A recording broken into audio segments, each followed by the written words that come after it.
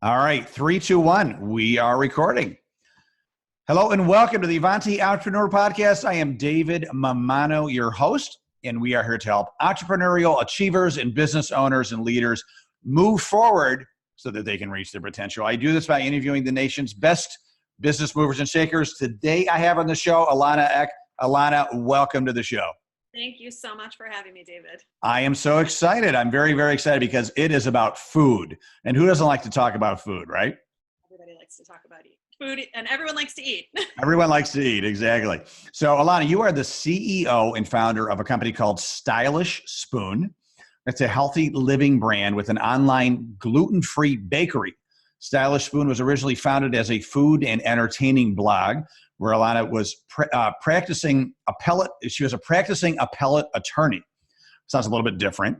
2016, Stylish Spoon began selling gluten-free baked goods and has since grown to a subscription-based business. Stylish Spoon's baked goods can be found at Columbia University and cafes and specialty shops in New York City and on the West Coast. And of course, what we talk about online, right? So very, very, I love today's world. The world is your bakery, right? The world, anybody, they don't have to go to Columbia.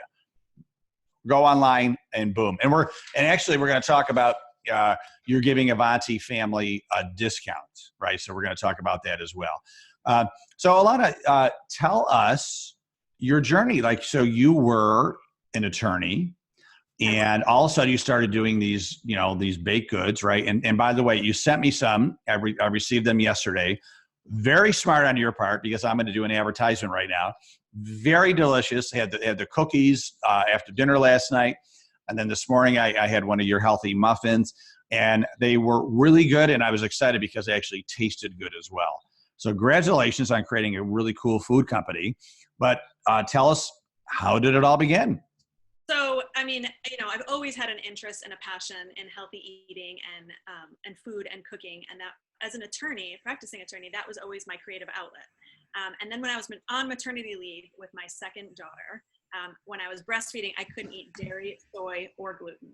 And I felt so limited. I used to joke that I was on the brown rice and banana diet because there was so little that I could eat. And, I was holding a baby in one hand and I needed something really easy that I could get nutrients in the other hand.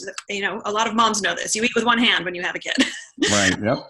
So I thought about, what could I do that I could make? And I thought about the ingredients that I could eat. I could eat bananas, like I said. I could eat oats. And so I was like, okay, a baked oatmeal. And at the time, as my creative release, I had been developing recipes for healthy publications like Vegetarian Times.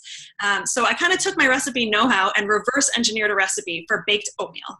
And I made these baked oatmeal cups and I found soy-free, dairy-free chocolate chips. And I would make a huge batch of them, pack them in my freezer. Every weekday morning, I would take 2 out, pop them in the microwave. Breakfast was done. And it was like my moment of joy because I felt like I could bring the joy back into eating again. And it was so easy. And I had all this baby weight to lose and I wanted to keep my milk supply up.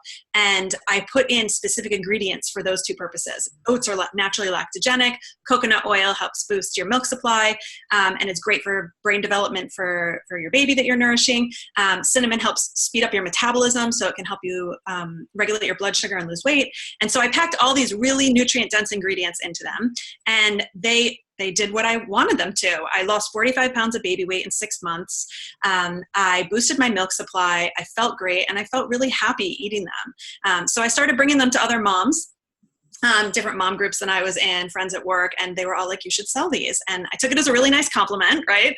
And I went back from maternity leave to work and I was practicing law again. And I was not always happy practicing law. And so when I was sitting there, I was thinking about the quote that people often say, like, insanity is doing the same thing over and over and expecting a different result. I love that quote. And I do too.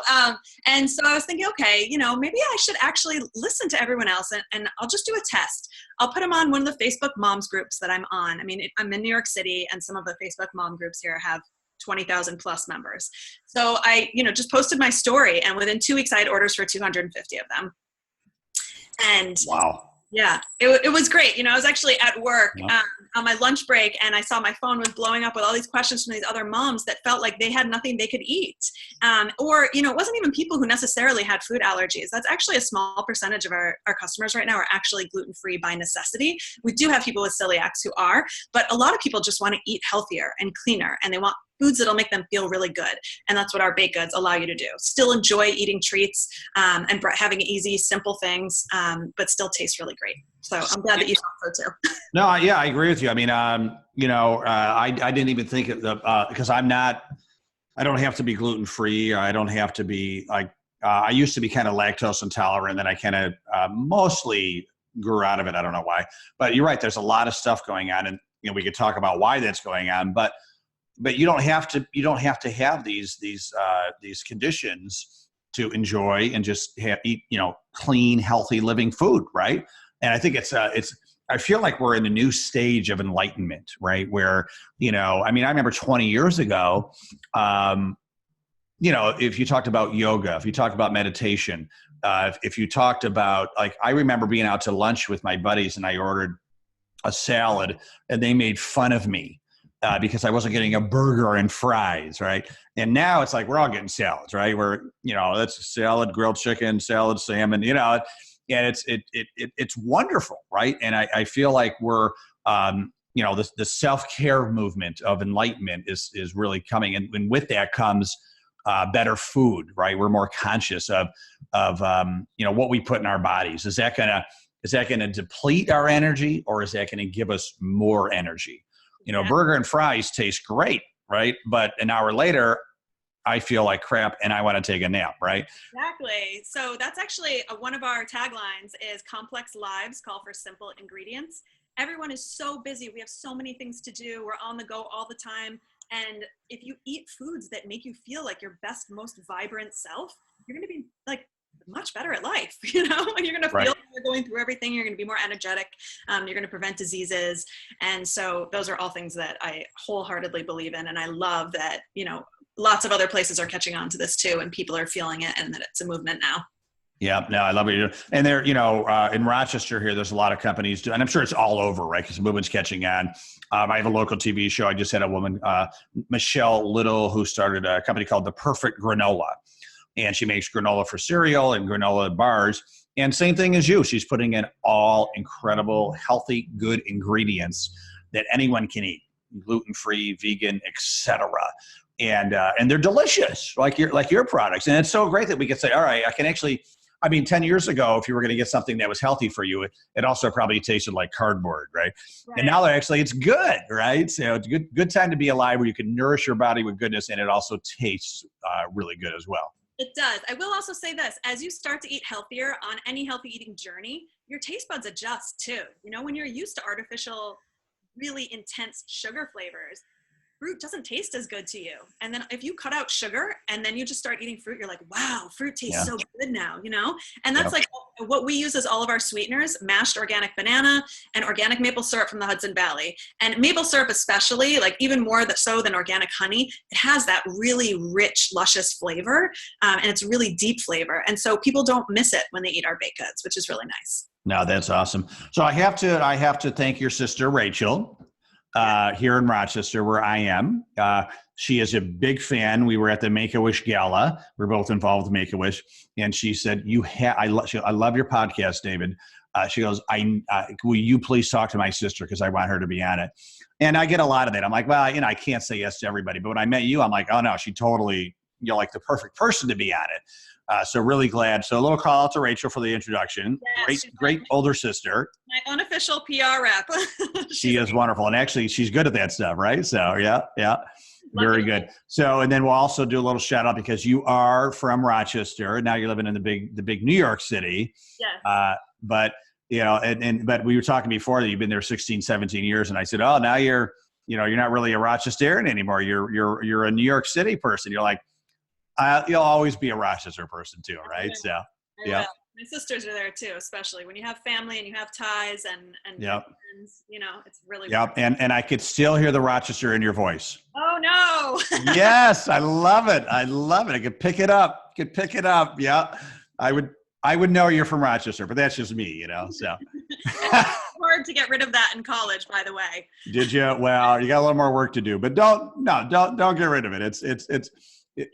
Honor it, right? It's part of who you are.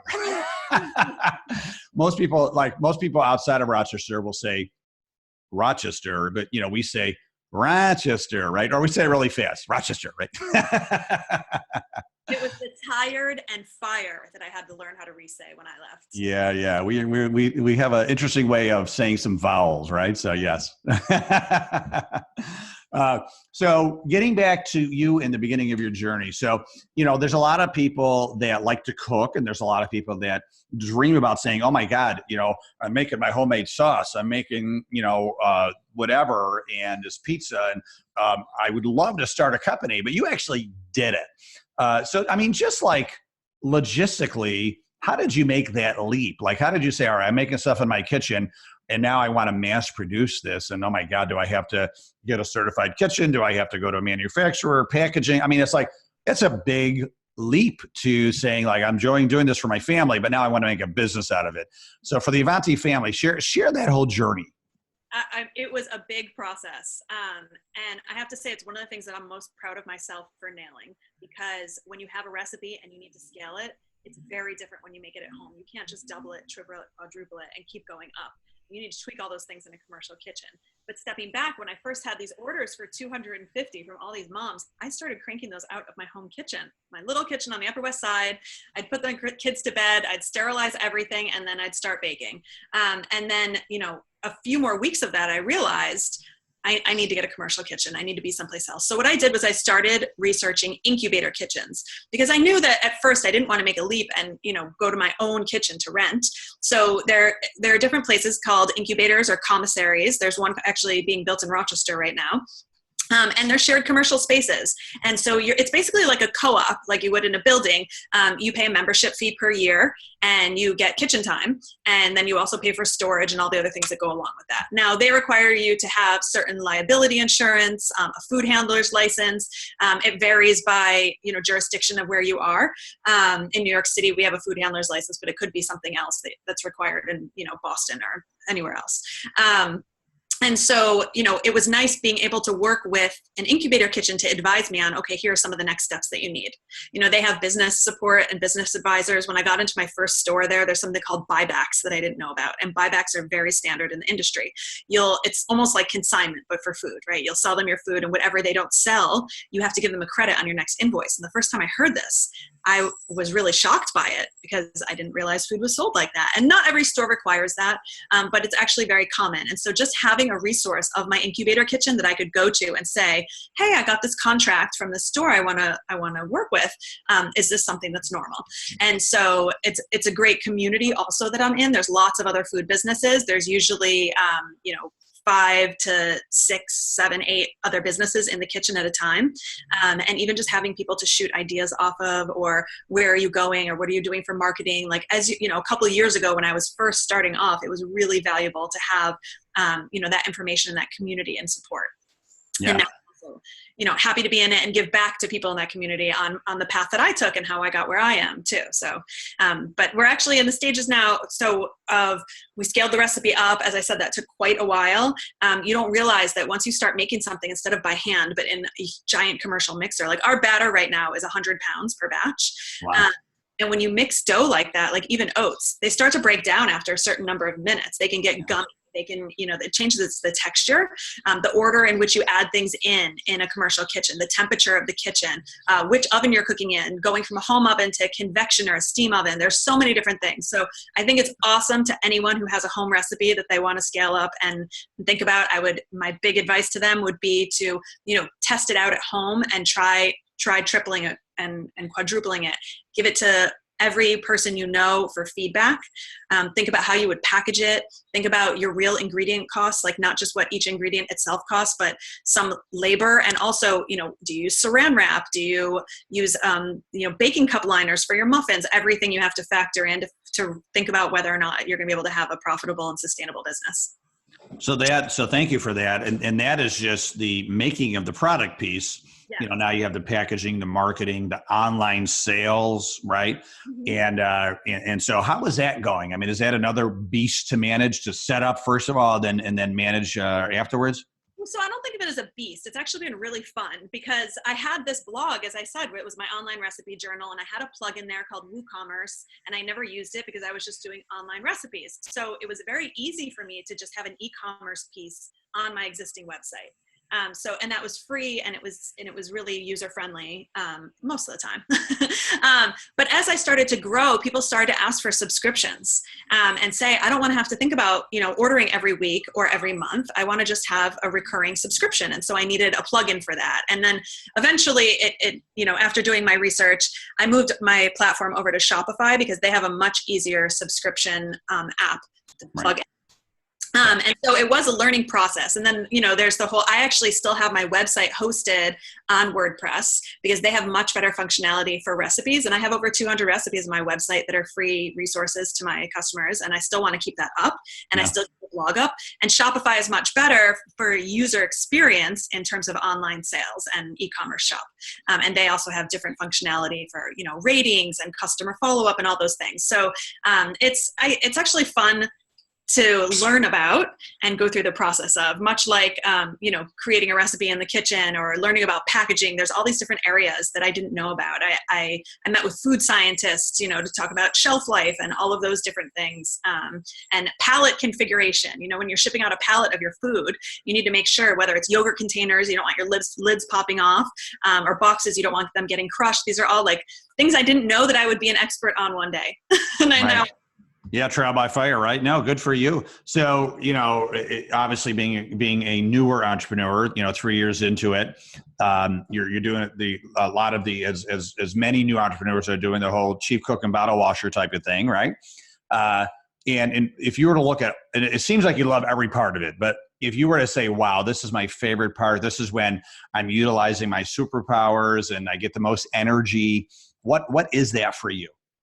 I love being creative. So whether it's creative ways in, new flavors, new recipes, like the recipe development, I love that. And, when you have a business, you have to pare your offerings down to a certain number. I can't just do a million different products because it's not viable and sustainable to go on that way and tweaking them. But I still get to be creative in other ways. I get to be creative in marketing. I get to be creative in how we're going to photograph things for our website, and how we're going to portray our brand on Instagram. We rebranded a little over a year ago and did a new logo design. And that was really fun process for me because, that was a creative process and I really enjoyed it. Awesome. So a lot of times when you're an entrepreneur, it's lonely, right? We say at Avanti, don't go at it alone. Yeah. And, we have a local community of, 60 plus entrepreneurs that meet monthly, and we've expanded to different cities. And we're just trying to, surround entrepreneurs with other entrepreneurs, peers, right? So they can learn and grow and collaborate. What are you doing for that in New York City? I mean, New York City is like, it's so big, but it also could be isolating, it's because some people are just intimidated, right? Like, and so sometimes you could be in your apartment and just be like, oh my God, I feel so alone. Meanwhile, you're like in one of the biggest cities in the world. But what do you do to, continue to learn, grow, and collaborate and get inspired with people that are also owning businesses as well? So I thrive off energy from other people, which is one of the reasons why I love living in New York City, because there's so much energy here.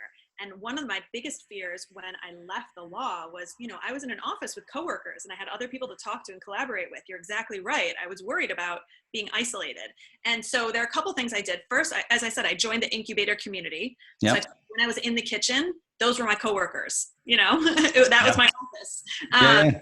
So there's that. And then I've joined a lot of different, I wouldn't call them networking groups necessarily, but I've joined a lot of female founder groups. I go to a lot of different events. I joined one group called the F Project, which is all female founders who take a pledge to support other female founders and buy from them and refer to them. Awesome.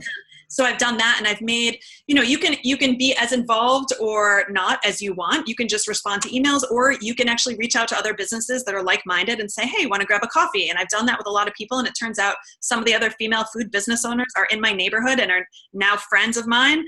And we meet up and we talk about, even e-commerce, where are you right now? And you get different ideas and brainstorm, and just talk about what you're doing. And it's just a great support group. And then I've also, I have other moms who are business owners in different areas of business. And one of the things I like to do, because I'm really health-minded, I love power walking. And so if you want to ever have a meeting or a talk with me, just ask me to go for a power walk. That's like my secret in with me. Good to know. Good to know. Okay. There are moms who work from home. One is a graphic designer. Another one is a millennial expert and a 3-time published author. And I have weekly or monthly dates with each of them. And we go and we talk about all the things we're doing in our business. We talk about social media. We talk about different contractors and vendors that we're using, different web designers, who's helping us with SEO. It's a great way to stay healthy, connect with other people. And it's also other moms. We're all working moms. So, sometimes we end up talking about our kids and struggles that we're having at school or at home, but a lot of the times we end up talking about really great things in our business that we can share and learn from each other too. That is awesome. So 3 years into it, if you have a crystal ball, where are you going to be in 10 years with this company? I mean, in 10 years, I would love for Stylish Spoon to be a nationwide company that is not just having food products that inspires people to live healthier every day, and has all different educational components and pieces of that too. Different ways for parents to feed their kids healthier, different food products, and lots of different things like that. So it's not just for me as a vision limited to the food brand, but that is right now the way that I've found to help other people eat healthier. I love it. I love it. Well, you're sometimes I ask people what is your why, as Simon Sinek says. Yours is very clear to me, right? I mean, it seems like you just want to make the world a healthier, happier place through food, and then beyond food at some point. Yes, but for me, it's motivated by the fact that my mom died of breast cancer when I was 46, or when she was 46. I'm sorry, and I was 9 years old, and that was devastating for me. And Sure. I was really lucky to have, as I said, my sisters and my family, but we have all been tested for breast cancer, and we're pretty certain that hers was environmental and not genetic. And so that's why that motivated me in my 20s to say, okay, let me do everything in my power, within reason. I still like to have fun, but to prevent cancer. And that's why I eat healthy. That's why I eliminate chemicals. That's why I don't eat preservatives. That's why I live a healthy lifestyle as best I can.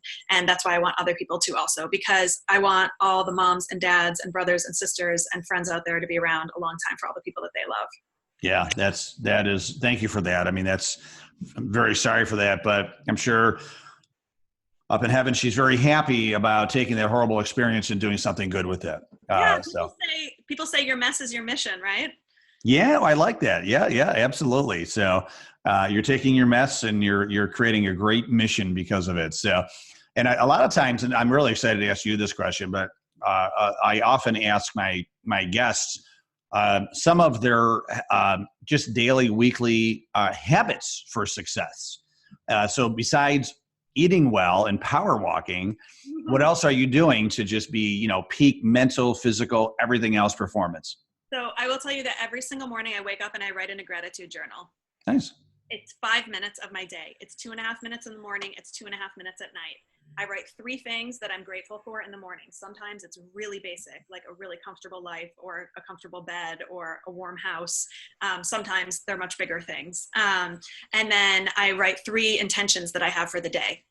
Sometimes they can just be, fitness or going to bed by a certain time. That's one of my biggest challenges because I have a really packed day, is that I don't sleep enough. That's my guilty health thing.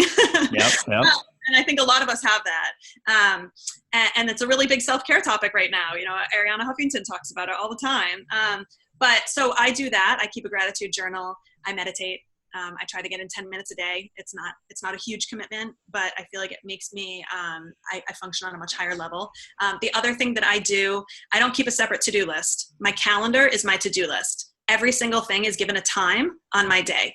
And so even if it's packing lunch for my daughter because she has a field trip or whatever it is, those all go into notes on my calendar. So I have it really easy and great in one place. And so that's one of my tips. What else do I do? I try to eat really well. I eat huge salads, you talked about that for lunch. You have to have a lot of energy. I start my day with healthy baked goods. I end my night with one of my delicious cookies warmed up because it's a nice treat. Those are some of the things I do. Well, it's working for you because this podcast is in audio and video. You look vibrant, healthy, happy. Your smile is definitely contagious. So whatever you're doing, it's working for you. Keep on doing it. Thank you. So, Ilana, before we leave, I just want to let our listeners know if they are inspired, they want to meet you, learn more about you, get in touch with you. They want to, of course, order your product.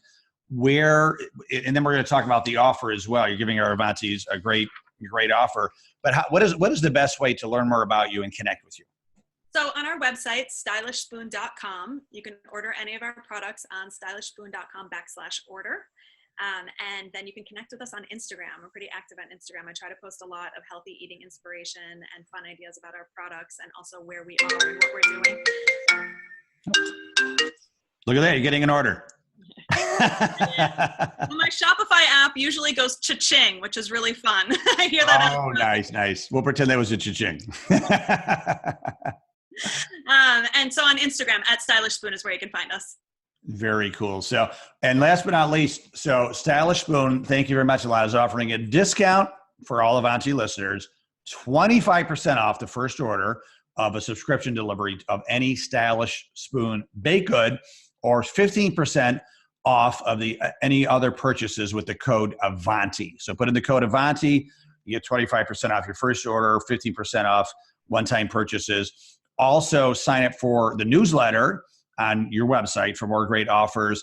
And you have a lot of free healthy recipes. And if they just want to make it themselves, you're kind of open source, right? They can buy it from you, but you're also sharing the love, correct? Yes, I just want people to eat healthier any way they can. I love it. So stylishspoon.com. Great name, by the way. That was cool that you thought of that and grabbed it before somebody else did. I like it. It's got a little sex appeal to it. So congratulations on that. And please, let's me and Rachel get together for a healthy lunch or dinner, a little Pinot Noir, some healthy wine when you come back to Rochester and visit, okay? Sounds fantastic. Thank you so much for having me on. Thank you, Ilana. Really appreciate it. Once again, everybody, go to stylishspoon.com for more information. You can contact Ilana there as well. And everybody, I have all this stuff, the offer in our show notes, which is on AvantiEntrepreneur.com. Click on podcasts. You'll see Ilana's podcast pop right up. So AvantiEntrepreneur.com. I believe this is number 150 that I've done. So congratulations. We over 100 podcasts. There are a lot of other great content information at AvantiEntrepreneur.com. Thanks again, Ilana. Thanks again, Avanti family. I appreciate your time and engagement with all this Avanti content we're putting out. Make it a great day and stay awesome.